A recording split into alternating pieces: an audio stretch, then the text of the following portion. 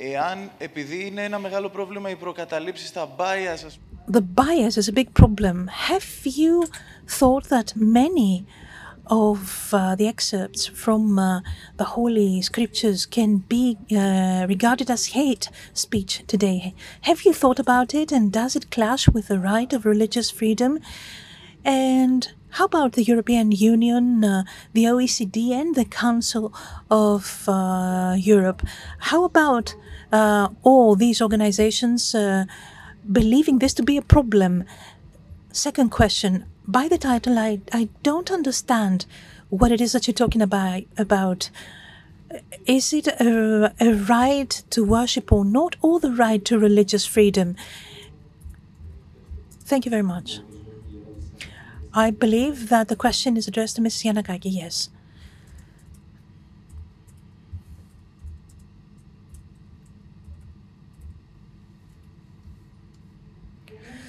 Very interesting questions. Thank you very much. Before I start answering the first one, I would like to say that I'm not a theologian myself. Therefore, in this perspective, I would like you to consider my answer. Look, definitely, many texts, not only from the Holy Scriptures, but generally speaking, texts written in older times, might as well be regarded as texts inciting people to hate. So, in such a way, they should be handled. This purely legalistically speaking, but every text should be judged according to the times when they were born. The same thing applies to works of art. I am not the one saying this, because if I were, this wouldn't matter, I suppose. This is something that the case law of the European Court of Human Rights says. As I said during my presentation, the ECHR is the only guarantor of the observance and interpretation of international legal documents. However, from that point onwards, we ought to say that we definitely are approached as Orthodox Church and Greek Church by people who talk about the curses, quote unquote. I repeat, I'm not a theologian. The curses that are heard during the liturgy of Good Friday against the Jews, for instance. And we have been under pressure as Greece to have these phrases removed from what is read during the liturgy, addressing the congregation. I didn't understand the second part of your question. I am a lawyer, you are a lawyer. The speaker is off the microphone. Apologies. Apologies, no sound in the booth.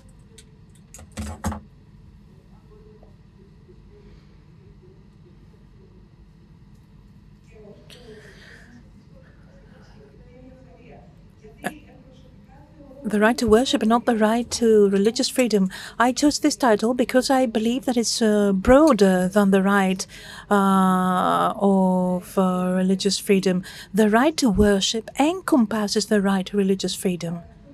But this is my personal opinion, and that is why I have chosen this title for my presentation.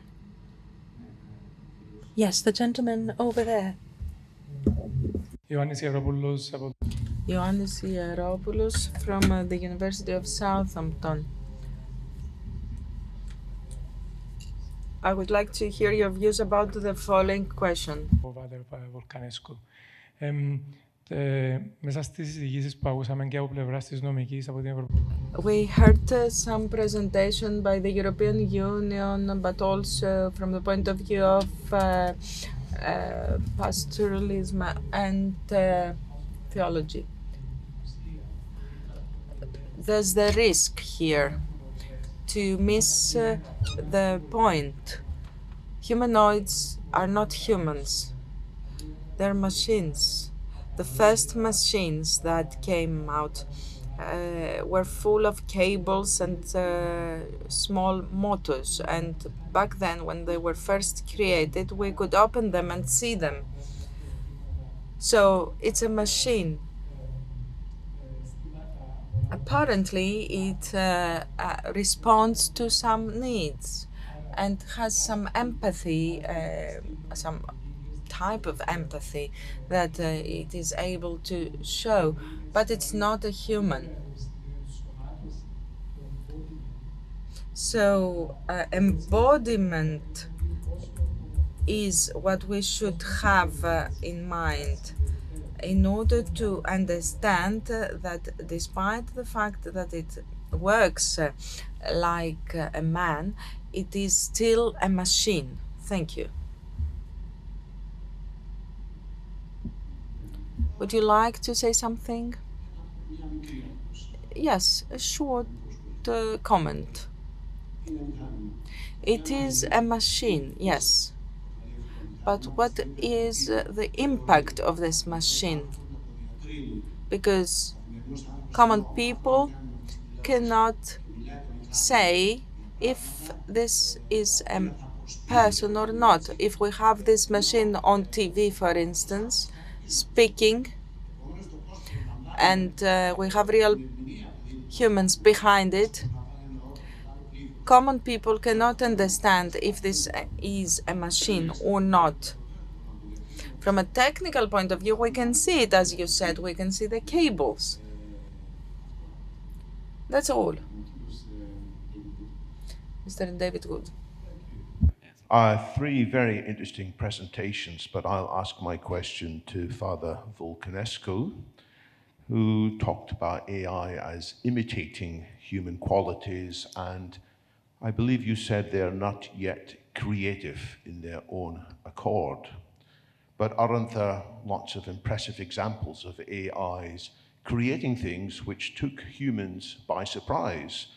And eventually humans said, yes, this is better than we could have expected. For example, in the game of Go, when DeepMind's team had a move that surprised all the experts, but turned out to be winning. There's uses in other aspects of engineering or drug discovery, which again, AI has surpassed human expectations and did more than was in the training. So does any of your thinking change if you were to recognize that there may be an alien kind of intelligence in these AIs? After all, Geoffrey Hinton, who recently won the Nobel Prize in Physics for his deep research in AI, he changed his mind a couple of years ago. He used to think all AI was doing was trying to mimic humans, but he realized that AI was in many ways an alien intelligence. So does that change your assessment of how we need to interact with AI in the future? Yeah, thank you for your commentary and for your question. I think that we have to make a distinction between a creative, like in theological way to understand, that man is part in the creation activity of God, like the birth of our children and so on, and the builder that can become this AI technology.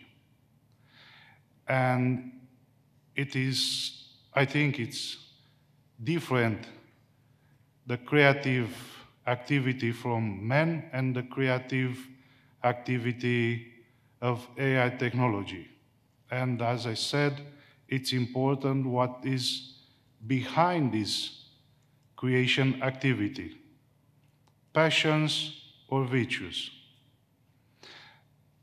And at this moment, in my opinion, it's important to see that AI technology can have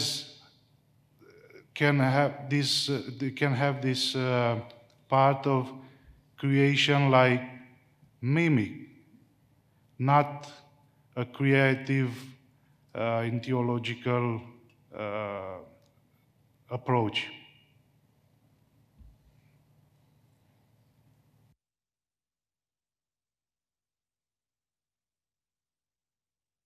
Η τελευταία ερώτηση σας παρακαλώ, επειδή... A last question, please.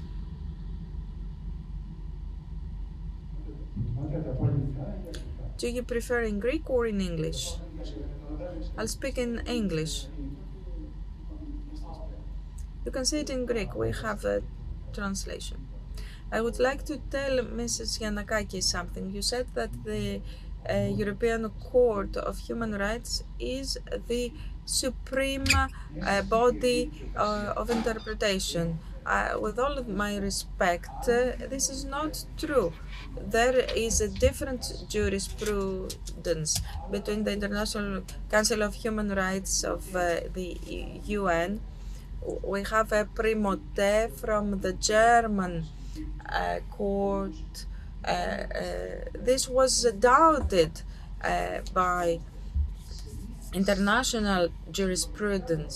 We should not be confused. There's a conflict between jurisprudences. In a conference we had, the chairman of the European Court of Human Rights said an anecdote. He said that the president of the Human Rights Council, when he met him, he was very rude to him because of the jurisprudence. And, you know, as for hate speech, from a legal point of view, we have a very specific definition, and we're covered by the Holy Scriptures. We cannot hate the sinner. This is something we've solved as an issue from the interpretation of this issue. Now, we have a storm in a teacup. From the Stone Age on, people were making artifacts. Artifacts evolve. I don't understand why we didn't have an issue with Babylon when we had those superstructures, and we have a problem with modern artifacts. There's a phobia. Now, the European Parliament has a report on artificial intelligence, and there is an annex about normative systems. How can we put normative systems in function? Instead of speaking about doomsday, we should try to find ways to intervene. May I just make a comment? Well, starting from the end, all the advice given so far, as I've seen from the presentations, is not about doomsday. Everything is rational. I will insist on what I said before. The European Court of Justice is the supreme, let's say, interpreter of the convention. I'm sorry if it wasn't understood that I referred to this text specifically. Okay, I would like to add something. It's a different point of view. Yes, we do want artificial intelligence, but we want it to serve humans. And the problem nowadays is that we have an artificial subject, the humanoid, which is a machine. This humanoid, if it is given biological tissues, it will become an army, and we will have to stay in our homes because we won't know how to deal with it. We need artificial intelligence, but to serve people. However, we need to save the person, to save the species, the genes. There's a difference between what was created by God and what was created by humans, as Father explained before, and as we understood from what he explained. So, with all the things we do, with our conferences, we need to serve man. This is the important thing. And it's not that we had a discussion and this came up as a problem. It's something that came up suddenly, and we didn't have a right to react. We have the right to be humans. This is a fundamental right. The society has a call here. We need to be a human society, the society of God, in a broader sense. Thank you so much.